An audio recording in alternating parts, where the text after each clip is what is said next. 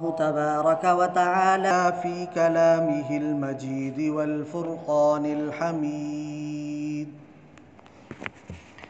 أعوذ بالله من الشيطان الرجيم. بسم الله الرحمن الرحيم. وأوفوا بعهد الله إذا عاهدتم ولا تنقضوا الأيمان بعد توكيدها وقد جعلتم الله عليكم كفيلا. قال النبي صلى الله عليه وسلم: لا إيمان لمن لا أمانة له ولا دين لمن لا عهد له، أو كما قال عليه الصلاة والسلام. صدق الله العظيم وصدق رسوله النبي الكريم، ونحن على ذلك لمن الشاهدين والشاکرین والحمد للہ رب العالمین. تمام احباب عقیدت اور محبت کے ساتھ درود شریف پڑھ لیں.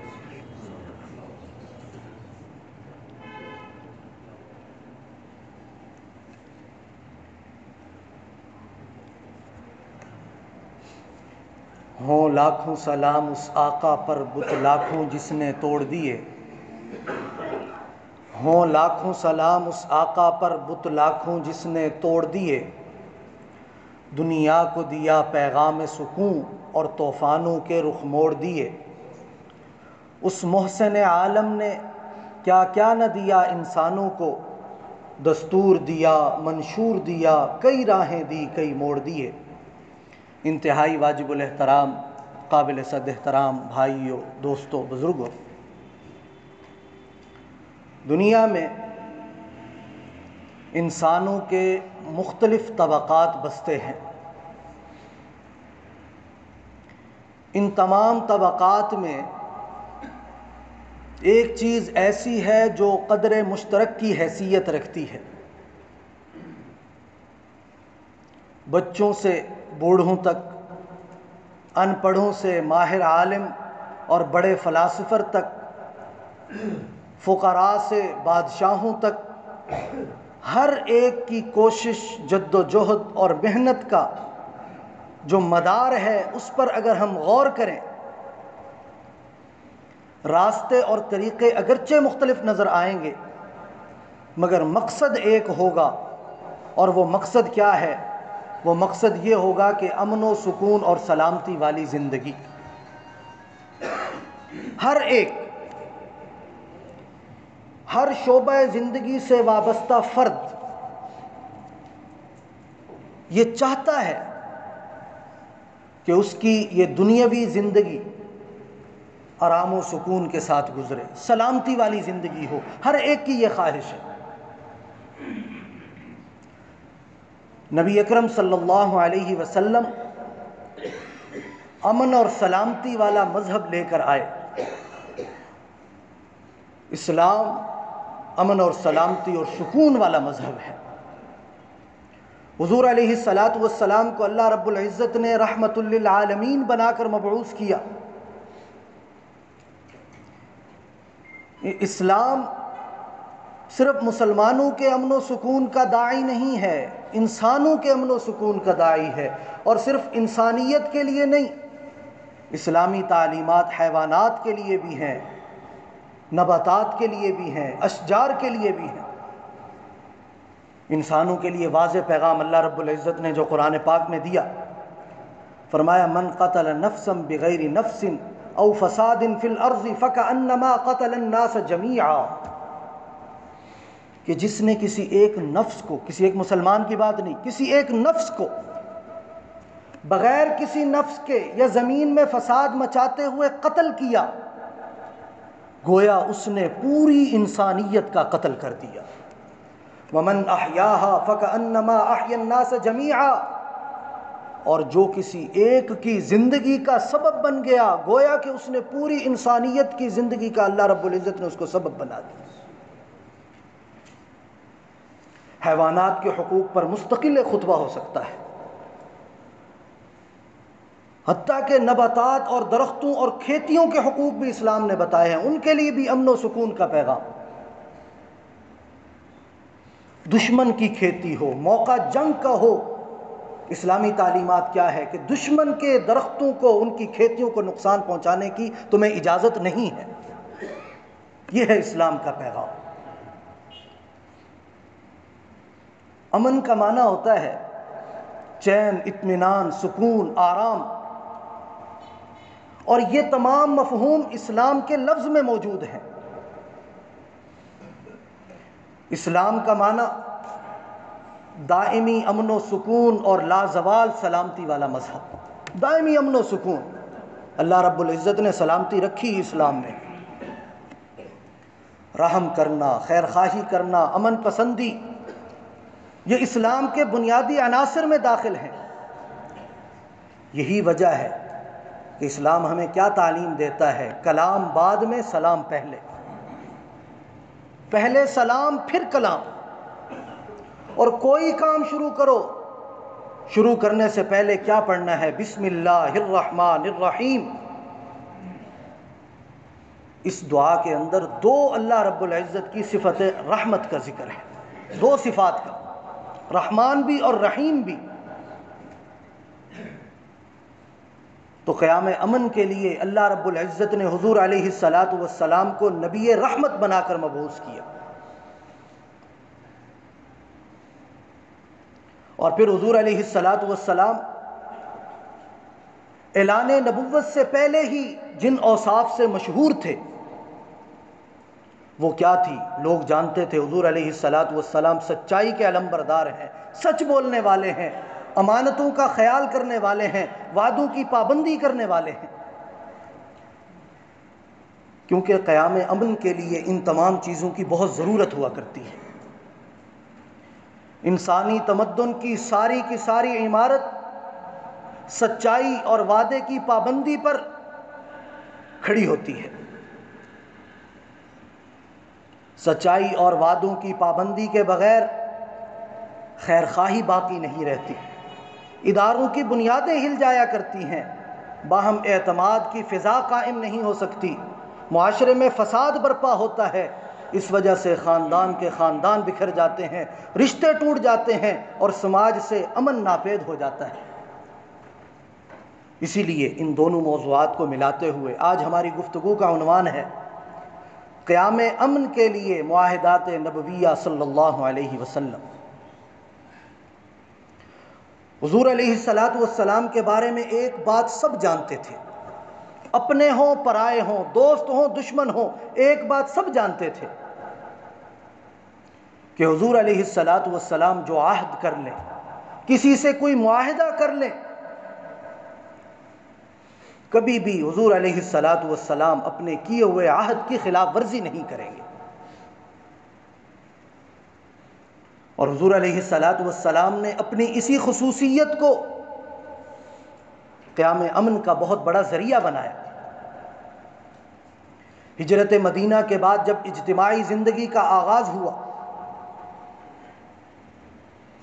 مدینہ کو ایک سیاسی وحدت بنانے اور اسلامی حکومت کی بنیاد ڈالنے کی کوشش کی گئی، تو حضور علیہ السلام نے نہ صرف مسلمانوں کے تحفظ کے لیے بلکہ عالمگیر اور ہماگیر امن کے لیے قریب اور بعید کے قبائل سے، ارباب اقتدار سے اور مہاجرین و انصار سے، یہود و نصارہ سے ایسے معاہدے کیے تاکہ امن کی فضا قائم ہو، بدامنی کا خاتمہ ہو، جس میں ہر شخص کو جان اور مال کا تحفظ ہو، دین کا تحفظ ہو، دین کے حوالے سے مکمل آزادی حاصل ہو۔ اور پھر ان معاہدات کی خوبی یہ کہ حضور علیہ السلام کے جتنے معاہدے ہیں تمام کے تمام امن اور آزادی کا اعلان ہے۔ غیر مسلم شہریوں کے لیے، اقلیتوں کے لیے بنیادی ماخذ کی حیثیت رکھتے ہیں، سیاسی اصول کی حیثیت رکھتے ہیں۔ یہی وجہ ہے کہ بعد میں خلفائے راشدین نے جو غیر مسلم شہریوں کے لیے قوانین بنائے، ان کی بنیاد حضور علیہ السلام کی انہی معاہدات کو بنایا گیا، جو حضور علیہ السلام نے مختلف معاہدے کیے۔ اسی کی برکت سے، انہی معاہدوں کی برکت سے جو لوگ اسلام سے ناواقف تھے وہ ناواقفیت ختم ہوئی، جہالت کے اندھیرے چھٹے، مسلمانوں کے خلاف جو لوگوں کے دلوں میں غلط فہمیاں تھیں وہ دور ہوئیں، نفرتیں محبتوں سے بدلی، اور لوگوں کو معلوم ہوا کہ اسلام کتنی عظیم رحمت اللہ رب العزت نے بھیجی ہے اور کس طرح یہ فلاح و بہبود کا ذریعہ ہے۔ اسلام کا سب سے بڑا مقصد ہی یہ ہے کہ ایمان کے ساتھ رشتہ اخوت قائم کرے، انسانوں کی غلامی سے نکال کر ایک اللہ کی غلامی میں لائے، ایک اللہ رب العزت کے سامنے نیاز جبیں جھکانے والا بنائے، اور مثالی امن قائم کر کے لوگ امن و سکون کے ساتھ اپنی زندگی گزاریں اور اللہ رب العزت کو راضی کریں۔ مختلف اقوام کے ساتھ حضور علیہ السلام نے مختلف معاہدے کیے، ہر معاہدے کی اپنی اہمیت ہے، اس قدر اہمیت کہ کئی خطبات میں ان کو بیان کیا جا سکتا ہے۔ چند ایک کو ذکر کروں گا، ان کی چند بنیادی نکات کو ذکر کروں گا تاکہ ہم جان سکیں کہ آپ علیہ السلام نے کس طرح کمال بصیرت اور عظیم قیادت کا ثبوت دیتے ہوئے مختصر عرصہ میں اسلام کا پرچم بلند کیا اور صدیوں سے چلتی آ رہی بد امنی کو مثالی امن کے ساتھ ریپلیس کر دیا۔ کیسا امن قائم ہوا؟ ایک مثال دیتا ہوں، آپ حیران ہوں گے کہ عرب کا معاشرہ جہاں ظلم و ستم اپنے عروج پر تھا، لوگوں کے ساتھ زیادتیاں اپنے عروج پر تھیں، اسی معاشرہ کے اندر مختصر عرصے میں حضور علیہ السلام نے ایسا امن قائم کیا کہ ایک عورت زیورات زیبتن کیے ہوئے اپنے گھر سے نکلتی ہے، اکیلی نکلتی ہے، مکہ مکرمہ پہنچتی ہے، بیت اللہ کا طواف کرتی ہے اور بغیر کسی خوف و خطر کے اپنے گھر کو واپس چلی جاتی ہے، اور اس کے دل میں اللہ کے علاوہ کسی اور کا خوف نہیں ہوتا۔ ایسا مثالی امن اللہ رب العزت نے حضور علیہ السلام کی برکت سے قائم کیا۔ اسی کو اللہ رب العزت نے سورہ قریش میں بیان کیا کہ اے قریشیو، تم پر اللہ رب العزت کا کس قدر احسان کہ حضور علیہ السلام کو مبعوث کیا، الذی اطعمہم من جوع وآمنہم من خوف۔ تم بھوکے تھے، اللہ رب العزت نے تمہیں طرح طرح کے انوارات انعامات سے نوازا، اور حضور کی برکت سے اللہ رب العزت نے تمہارے خوف کو امن میں تبدیل کر دیا۔ وآمنہم من خوف، معاہدہ باب مفاعلہ کا صیغہ مصدر ہے، اس کا معنی ہوتا ہے کسی بات کا پختہ عزم کرنا، عہد کرنا، انگلش میں اس کے لیے کانٹریکٹ کا لفظ بولا جاتا ہے۔ ہجرت کے بعد 5ویں ہی ماہ حضور علیہ السلام نے ایک معاہدے کی ضرورت محسوس کی، جس کو عقد مؤاخات کے نام سے منسوب کیا گیا۔ وہ معاہدہ کیا تھا؟ حضور علیہ السلام نے مسلمانوں کے درمیان، انصار اور مہاجرین کے درمیان رشتہ اخوت اور بھائی چارہ قائم کیا، مہاجرین کی مالی کفالت اور آباد کاری کے لیے ایک اہم اقدام اٹھایا۔ حضرت انس بن مالک رضی اللہ عنہ فرماتے ہیں کہ حضور اکرم صلی اللہ علیہ وسلم نے میرے گھر میں مہاجرین اور انصار کو جمع کیا اور ان کے درمیان معاہدہ کیا۔ معاہدہ کیا تھا؟ حضور علیہ السلام نے، روایات کے اندر آتا ہے 45 مہاجر اور 45 انصاری تھے، یا 50 مہاجر اور 50 انصاری تھے۔ حضور علیہ السلام نے ہر ایک کو دوسرے کا بھائی قرار دے دیا، ایک مہاجر ایک انصاری، ان کو آپس میں بھائی قرار دے دیا۔ یہ واقعہ غزوہ بدر سے پہلے کا ہے، اور جب یہ رشتہ اخوت قائم کیا گیا تو وہ اس انداز میں قائم کیا گیا کہ جو مہاجر ہے وہ انصاری کا اور انصاری مہاجر کا ہر چیز میں حصہ دار ہوگا، حتیٰ کہ اگر ایک ان میں سے فوت ہو جاتا ہے تو وراثت میں بھی حصہ دار ہوتا تھا۔ غزوہ بدر کے بعد اس حکم کو تو ختم کر دیا گیا کہ اب وراثت میں حصہ نہیں ہوگا۔ اللہ رب العزت نے حالات بدلنا شروع کر دیے تھے، لیکن بہرحال باہمی ہمدردی اور رشتہ اخوت قائم رکھا گیا، اور یہ قیامت تک قائم رہے گا۔ انما المؤمنون اخوہ، اللہ رب العزت نے حکم ارشاد فرما دیا۔ اس کا فائدہ کیا ہوا؟ مسلمانوں کا جذبہ ایمانی بھی بڑھا، رشتہ اخوت میں اضافہ ہوا۔ اس کا فائدہ یہ ہوا کہ بے سر و سامانی کے عالم میں مسلمانوں کی کئی قسم کے طاقتوں کا سامنا کرنا پڑا، جہاں یہود بھی تھے، نصارہ بھی تھے، منافقین بھی تھے، قریش عرب بھی تھے، مکہ کے قریش بھی تھے، لیکن آپسی اتفاق اور اتحاد کی برکت سے، ایمان کی مضبوطی کی وجہ سے دشمن شکست فاش پر مجبور ہوا، اتنا مجبور ہوا کہ پھر جزیہ دے کر رہنے پر مجبور ہوا، اور بالآخر ان کو یہاں سے نکال دیا گیا۔ یہ ہمارے لیے غور طلب مقام ہے کہ آپسی مسلمانوں کا اتفاق اور اتحاد کس قدر ضروری ہے۔ آج 56 سے زائد اسلامی ممالک ہیں، 1 ارب سے زائد آبادی ہے، اور وسائل سے مالا مال ہیں، قدرتی وسائل سے بھی مالا مال ہیں۔ اس کے باوجود پوری دنیا کے اندر ہمیں مسلمان مظلوم نظر آتے ہیں۔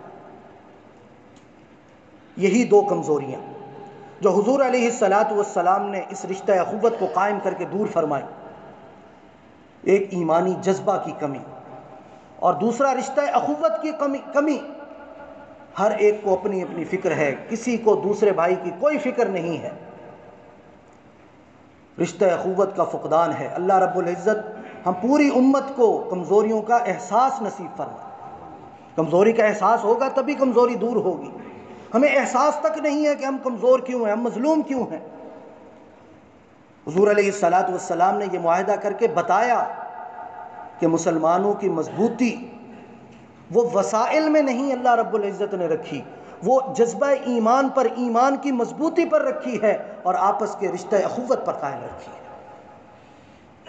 ورنہ دشمن تو وسائل سے مالا مال تھا، دشمن کا تو اپنا گھر تھا، لیکن جب انہوں نے اسلام کے خلاف، مسلمانوں کے خلاف سازشیں کی، تو یہی جذبہ ایمانی اور یہی رشتہ اخوت قائم جو حضور علیہ السلام نے فرمایا تھا، وہی کام آیا۔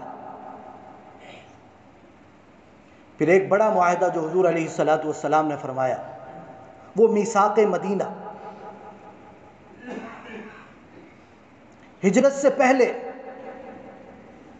مدینہ پر یہودیوں کا تسلط تھا۔ حضور علیہ السلام نے پیغمبرانہ فراست سے کام لیتے ہوئے ان سے معاہدے کیے۔ 3 بڑے قبائل تھے، بنو قینقاع، بنو نذیر، بنو قریظہ، اور نصارہ کے، انصار کے بھی 2 بڑے قبائل، اوس اور خزرج۔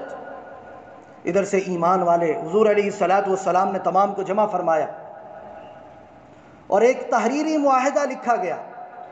ڈاکٹر حمید اللہ رحمہ اللہ کہتے ہیں کہ یہ میثاق مدینہ پہلا تحریری معاہدہ تھا جو حضور علیہ السلام نے اس کو تحریر فرمایا اور اس کو نافذ فرمایا۔ 52 دفعات پر مشتمل،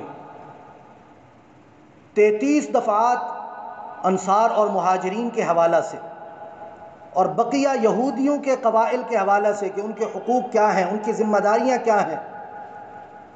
اور ہر آرٹیکل میں ایک جو خاص شک رکھی گئی وہ یہ تھی، ایک جملہ بار بار تھا کہ آخری عدالت اور فیصل وہ حضور علیہ السلام کی ذات ہوگی۔ جہاں پر بھی عمل درآمد میں کمی واقع ہوئی، کوئی اختلاف پیدا ہوا، تو فیصلہ کون کرے گا؟ فیصلہ حضور علیہ السلام فرمائیں گے۔ اتفاق ہوا، اور یہ معاہدہ حضور علیہ السلام کی سیاسی بصیرت کا مثالی شاہکار ہے، تاریخی معاہدہ ہے کہ جس میں حضور علیہ السلام نے مثالی امن قائم فرمایا، اصول وضع کیے، کیونکہ مختلف مذاہب میں کے رہنے والے لوگ تھے، ان کا آپس میں ایک دوسرے کی برداشت مشکل مرحلہ تھا، لیکن حضور علیہ السلام نے کمال بصیرت سے کام لیتے ہوئے تمام کو ایک معاہدے پر جمع فرمایا۔ اور اسی آرٹیکل کی عبارت یوں تھی، ھذا کتاب من محمد النبی صلی اللہ علیہ وسلم بین المؤمنین والمسلمین من قریش واہل یثرب ومن تبعہم ولحق بہم وجاہدہم معہم، کہ یہ دستاویز مسلمانوں کے درمیان، ایمان والوں کے درمیان، قریشیوں اور قریش میں سے جو قریش جو مسلمان ہوئے ان کے درمیان اور اہل عرب کے درمیان ہے۔ اس کی اہم شقیں جو حضور علیہ السلام نے وہاں پر لکھوائیں کہ ہر ایک کو مذہبی آزادی حاصل ہوگی، چاہے وہ آزاد ہے یا غلام ہے، جو جس مذہب کے ساتھ تعلق رکھتا ہے اس کو تنگ نہیں کیا جائے گا۔ کوئی مسلمان ہوتا ہے اس کو اس پر تنگ نہیں کیا جائے گا، کوئی اپنے دین پر قائم رہنا چاہتا ہے اس کو اس بات پر تنگ نہیں کیا جائے گا، کسی کے ظلم و ستم کا بدلہ دوسرے سے نہیں لیا جائے گا۔ پہلے ہوتا یہ تھا، ظلم ایک بندے نے کیا، بدلہ اس کے اولاد سے، اس کے باپ سے لیا جا رہا ہے۔ اور فرمایا ظلم کے خلاف بلا امتیاز اجتماعی اقدام اٹھایا جائے گا، یہ نہیں کہ ظلم کرنے والا میرا بھائی ہے تو میں اس کے ساتھ ہو جاؤں، نہیں، حق کا ساتھ دیا جائے گا اور یکساں قوانین کا نفاذ کرایا جائے گا۔ قصاص کے قوانین مقرر کیے گئے اور قاتل کی مدد کرنا ناقابل معافی جرم قرار دیا گیا۔ یوں حضور علیہ السلام نے یہ معاہدہ کر کے فلاحی ریاست قائم فرما کر مثالی امن قائم فرما دیا۔ اسی طرح ایک بڑا معاہدہ صلح حدیبیہ کے نام سے معروف ہوا، یہ بھی حضور علیہ السلام کی سیاسی بصیرت کا عظیم شاہکار ہے۔ 6 ہجری کو حضور علیہ السلام 1400 صحابہ کے ساتھ مکہ مکرمہ کی طرف عمرہ کی نیت کے ساتھ سفر کرتے ہیں، اور حضور علیہ السلام نے اپنے صحابہ کو بتا دیا کہ سفر اس انداز میں کرنا ہے کہ جہاں جہاں سے تم گزرو لوگوں کو پتہ چلنا چاہیے کہ محمد کے غلام جا رہے ہیں، لوگوں کو پتہ چلنا چاہیے کہ یہ امن کے علمبردار لوگ ہیں، کسی جنگ کی نیت سے سفر نہیں کر رہے، ورنہ اتنے بڑے مجمع کو دیکھ کر ہر ایک کے اس دور میں خیال یہ آتا تھا کہ یہ کہیں لڑائی کی غرض سے جا رہے ہیں۔ تو حضور علیہ السلام نے راستہ میں بھی امن کا پیغام دیا۔ قریش مکہ آنے نہیں دینا چاہتے تھے، راستے بدل بدل کر حضور علیہ السلام اپنے صحابہ کے ساتھ حدیبیہ کے مقام پر پہنچنے میں کامیاب ہو گئے۔ قریش نے اپنے سفیر بھیجے، معاہدہ کی کوشش کی گئی، ناکامی ہوئی۔ بالآخر انہوں نے اپنا ایک سفیر سہیل بن عمر کو بھیجا، ان کے درمیان حضور علیہ السلام کے درمیان ایک معاہدہ ہوا، جس کی اہم شرائط کیا تھیں اللہ کے نام سے شروع کرتے ہیں، اور یہ معاہدہ محمد بن عبداللہ صلی اللہ علیہ وسلم اور سہیل بن عمر کا آپس میں طے ہو رہا ہے۔ معاہدے کی شقیں کیا تھی کہ 10 سال تک ایک دوسرے کے خلاف جنگ نہیں کی جائے گی۔ ان 10 سالوں میں صحابہ کرام 3 اغراض کے لیے مکہ مکرمہ کا سفر کر سکتے ہیں، حج کے لیے، عمرہ کے لیے اور تجارت کے لیے۔ اور اسی طرح قریش بھی مدینہ منورہ کا راستہ بلا خوف و خطر استعمال کر سکتے ہیں شام اور مصر جانے کے لیے۔ اور ایک اس میں شک کہ اہل مکہ کا کوئی شخص خاندانی اجازت کے بغیر اگر مدینہ آئے تو مسلمانوں پر یہ لازم ہوگا کہ وہ اس شخص کو واپس کریں گے، اور اس کے برخلاف اگر کوئی مکہ سے دین چھوڑ کر مدینہ سے دین چھوڑ کر مکہ کی طرف آتا ہے تو اہل مکہ واپس کرنے کے پابند نہیں ہوں گے۔ اسی طرح جو قبیلہ جس کے ساتھ معاہدہ کرنا چاہے وہ آزاد ہے۔ اور اس سال اگرچہ تمام صحابہ اور حضور علیہ السلام پختہ عزم کے ساتھ گئے تھے عمرہ کرنے کے لیے، لیکن اس معاہدے میں اس شک کو رکھا گیا کہ اس سال یہ ایسے ہی واپس چلے جائیں گے اور اگلے سال عمرہ کرنے کے لیے آئیں گے، اور صرف 3 دن کی قیام کی اجازت ہوگی۔ عین اسی وقت جب یہ معاہدہ قائم ہو رہا تھا، سہیل بن عمر کے ہی بیٹے حضرت ابو جندل رضی اللہ عنہ جو پہلے سے مسلمان ہو چکے تھے، یاد رکھیں ابھی سائن نہیں ہوئے تھے، ابھی دستخط نہیں ہوئے تھے، ابھی معاہدہ قائم نہیں ہوا تھا، ابو جندل حضور علیہ السلام کی خدمت میں آتے ہیں، یا رسول اللہ صلی اللہ علیہ وسلم، انہوں نے میرے اوپر طرح طرح کے ظلم ڈھائے ہیں، مجھے اپنا دین چھوڑنے پر مجبور کر رہے ہیں، میں اپنا دین، یہ دین اسلام جو اللہ رب العزت نے مجھے نعمت دی، میں یہ نہیں چھوڑنا چاہتا، میں آپ کے ساتھ جانا چاہتا ہوں، مجھے آپ اپنے ساتھ لے چلیے۔ حضور علیہ الصلاۃ والسلام عمر کو، اس کو کہتے ہیں، سہیل بن عمر کو کہتے ہیں کہ اس ابو جندل میرے صحابی کو میرے ساتھ جانے دیا جائے، کیونکہ یہ تو ابھی معاہدہ قائم نہیں ہوا، یہ دستخط ہونے سے پہلے کی بات ہے، معاہدہ مکمل نہیں ہوا، اس کو استثناء دے دیا جائے۔ تو وہ سہیل بن عمر کہتا ہے کہ اگر ان کو ساتھ آپ لے جانا چاہتے ہیں پھر ہمارا کوئی معاہدہ قائم نہیں ہے، پھر ہم کوئی معاہدہ ہی نہیں کرتے۔ تو حضور علیہ الصلاۃ والسلام ابو جندل کو فرماتے ہیں کہ آپ ادھر ہی رک جائیں۔ تو اس وقت حضرت ابو جندل رضی اللہ عنہ مسلمانوں کو مخاطب کر کے کہتے ہیں کہ کیا تم مجھے مشرکین کے پاس چھوڑ کر جا رہے ہو جو ایمان سے ہٹانے کے لیے مجھ پر تشدد کر رہے ہیں؟ تو حضور علیہ الصلاۃ والسلام نے اپنے اس پیارے صحابی کو تسلی دی اور فرمایا کہ اللہ رب العزت کی رضا کے لیے ہم یہ کر رہے ہیں، اللہ رب العزت تمہارے لیے ضرور کوئی راستہ نکالیں گے، تم یہاں صبر سے کام لو۔ اور اس معاہدے کے دوران جو اور واقعات ہوتے ہیں، حضرت عثمان غنی رضی اللہ عنہ کو بھیجا جاتا ہے، خبر مشہور ہو جاتی ہے کہ حضرت عثمان غنی رضی اللہ عنہ کو شہید کر دیا گیا۔ حضور علیہ الصلاۃ والسلام صحابہ کرام کو جمع کرتے ہیں، لقد رضی اللہ عن المؤمنین اذ یبایعونک تحت الشجرہ، پورا جو سورہ فتح میں اللہ رب العزت نے ذکر فرمایا۔ حضور علیہ الصلاۃ والسلام صحابہ کے ساتھ عہد کرتے ہیں کہ جب تک زندہ ہیں، جب تک جان میں جان ہے، تب تک ان کفار کے خلاف لڑتے رہیں گے اور حضرت عثمان غنی رضی اللہ عنہ کا قصاص لے کر جائیں گے۔ بعد میں یہ خبر جھوٹی نکلی۔ اور دوسری طرف جہاں حضرت عثمان غنی رضی اللہ عنہ گئے تو قریش مکہ نے ان کو کہا کہ ہمارے آپ کے ساتھ بڑے اچھے تعلقات ہیں، ہم آپ کو یہ آفر دیتے ہیں کہ آپ طواف کریں، آپ عمرہ کریں اور چلے جائیں۔ ادھر صحابہ کرام رضوان اللہ علیہم اجمعین بھی آپس میں رشک کر رہے تھے کہ حضرت عثمان غنی رضی اللہ عنہ گئے ہیں، عمرہ کر رہے ہوں گے، طواف کر رہے ہوں گے، عبادات کے مزے لوٹ رہے ہوں گے، اور ہم یہاں حدیبیہ کے مقام پر بیٹھے ہیں۔ حضور علیہ الصلاۃ والسلام نے ارشاد فرمایا کہ میں عثمان کو جانتا ہوں، عثمان کبھی بھی میرے بغیر عمرہ نہیں کرے گا۔ اور ایسا ہی ہوا کہ حضرت عثمان غنی رضی اللہ عنہ نے فرمایا کہ میں ہوتا کون ہوں اپنے پیارے آقا نبی اکرم صلی اللہ علیہ وسلم کے بغیر عمرہ اور طواف کرنے والا۔ ادھر مسلمانوں کے درمیان اضطراب کہ یہ کیسا معاہدہ ہونے جا رہا ہے کہ جس میں تمام شقیں ہمارے خلاف جاتی ہیں، بھی ان کا بندہ آ جائے تو ہم چھوڑ دیں گے، ہمارا چلا گیا تو وہ واپس نہیں کریں گے، اس طرح کی شقیں۔ حضرت فاروق اعظم رضی اللہ عنہ نے حضور علیہ الصلاۃ والسلام کو فرمایا کہ کیا یہ دین حق نہیں ہے؟ حضور علیہ السلام نے فرمایا بالکل حق ہے۔ کیا آپ اللہ کے رسول نہیں ہیں؟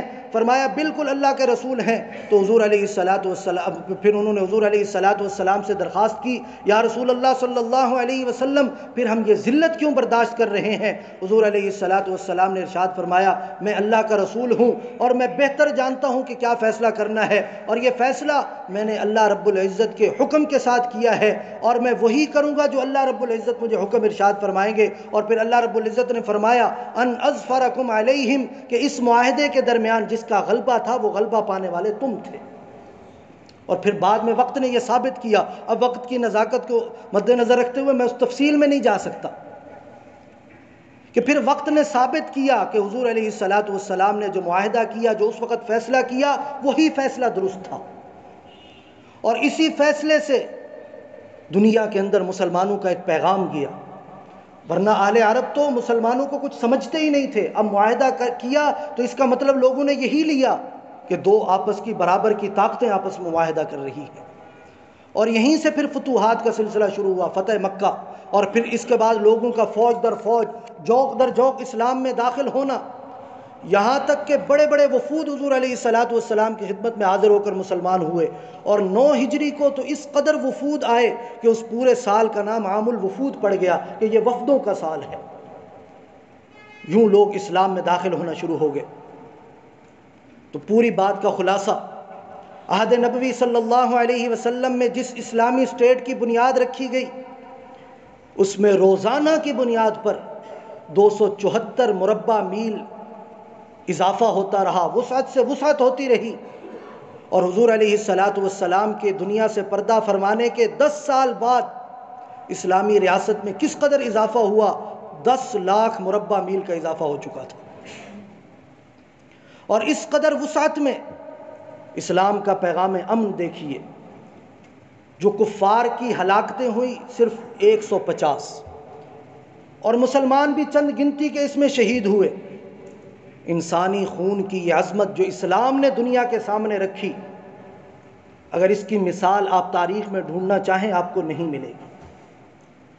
یہ ہے اسلام، انسانیت کے حقوق کا علم بردار ہے، امن اور سلامتی کا مذہب ہے۔ اور پھر حضور علیہ السلام نے ایسے ایسے معاہدے اور صلحیں کی جو جہاد کی حیثیت رکھتی تھیں۔ جہاد کا مقصد کیا ہوتا ہے؟ اعلاء کلمت اللہ، مسلمانوں کو کفار کے شر سے بچانا، اسلام کی سربلندی کے لیے لڑنا۔ تو حضور علیہ السلام نے یہی مقاصد اپنے معاہدوں میں حاصل کیے۔ اور پھر یہاں یہ بھی بات یاد رکھیں کہ ایسا معاہدہ کرنا جس میں مسلمانوں کی صراحتاً تذلیل ہو، یہ جائز نہیں ہے۔ معاہدہ وہی کرنا ہے جس میں 2 برابر سطحوں پر معاہدہ ہو۔ اللہ رب العزت نے قرآن پاک میں فرمایا وَلَا تَهِنُوا، سستی نہ کرو، وَتَدْعُوا إِلَى السَّلْمِ، کہ تم سلامتی کی طرف دعوتیں دیتے پھرو، وَأَنْتُمُ الْأَعْلَوْنَ إِن كُنتُم مُؤْمِنِينَ، یاد رکھو اگر تمہارے دلوں میں ایمان ہے تو اللہ رب العزت غلبہ تمہیں ہی عطا کرے۔ اس لیے حضور علیہ السلام کے ان معاہدوں کی تفصیلات اگر ارباب اختیار کے سامنے ہوں تو وہ بہترین خارجہ اور داخلہ پالیسی وضع کر سکتے ہیں۔ حضور علیہ السلام کائنات کے سب سے بڑے امن کے داعی تھے، اور حضور علیہ السلام کمال بصیرت کے سیاستدان بھی تھے۔ یہی وجہ ہے کہ حضور علیہ السلام نے اپنے اصولوں پر سمجھوتا کیے بغیر معاشرے میں امن قائم کر کے دکھایا۔ اللہ رب العزت ہم سب کو اپنی زندگی کے تمام پہلوؤں میں سیرت طیبہ صلی اللہ علیہ وسلم کے ہر پہلو سے رہنمائی حاصل کرنے کی توفیق عطا فرمائے۔ وآخر دعوانا الحمد للہ رب العالمین۔